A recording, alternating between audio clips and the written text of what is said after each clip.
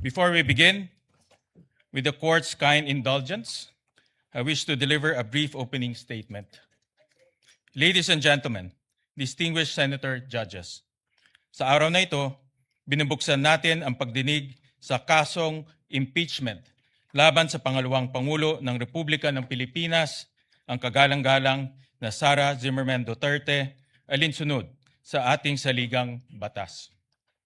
Sa pagtupad natin sa tungkuling ito, malinaw ang panata na ating sinumpaan to do impartial justice according to the Constitution and the laws of the Philippines. Ibig sabihin nito, ang bawat pasya natin ay dapat nakabatay lamang sa saligang batas, sa ating mga batas, sa mga alintuntunin ng hukumang ito, at sa mga ebidensyang ihaharap na walang kinikilingan at walang pinapanigan.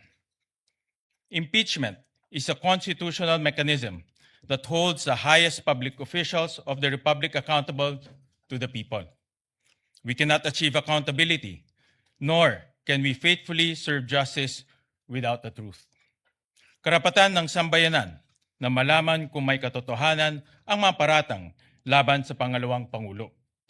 Tungkulin nating timbangin ang mga ebidensyang ihaharap at tiyakin ang ating magiging pasya ay nakabatay lamang sa batas at sa mga katotohanang mapatutunayan sa paglilitis. Ipagkakaloob ng saligang batas sa Senado ang natatanging kapangyarihang dinggin, litisin at pagpasyan ang lahat ng kaso ng impeachment. Kakibat ito ang pananugutang tiyakin na ang paglilitis ay isinasagawa ng may integridad, kaayusan at buong paggalang sa proseso. Sisiguraduhin natin na magiging maayos, bukas at madaling maunawaan ng ating mga kababayan ang prosesong ito. Pagkakaloban ang magkabilang panig, ang prosekusyon at ang depensa ng sapat at makatarungang pagkakataon upang magharap ng ebidensya, magsuri at magtanong sa mga testigo at mailahad ng buo ang kani-kanilang mga argumento. Sa ganitong paraan, mahiharap sa taong bayan ang malinaw na batayan upang maunawaan ang mga isyong nakapaloob sa Articles of Impeachment.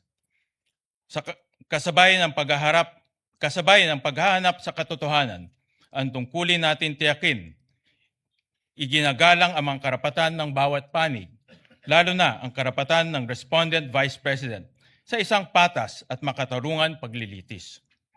Due process and fair play must remain paramount at every stage of this trial. Let us be firm in the search for truth. Let us remain faithful to the rules of this court, the rule of law, and above all, the Constitution. Nakatutok ang buong sambayanan. Bawat kilos, salita, at pagpapasyang ating gagawin ay huhubog sa kasaysayan. At ang kasaysayan ang huling huhusga kung tayo ay kumilos ng tapat at nararapat. Nais kong bigyan ng katiyakan ng lahat, lalo na ang ating mga kababayan. Gagampanan ko ang aking tungkulin ng patas at may katapatan.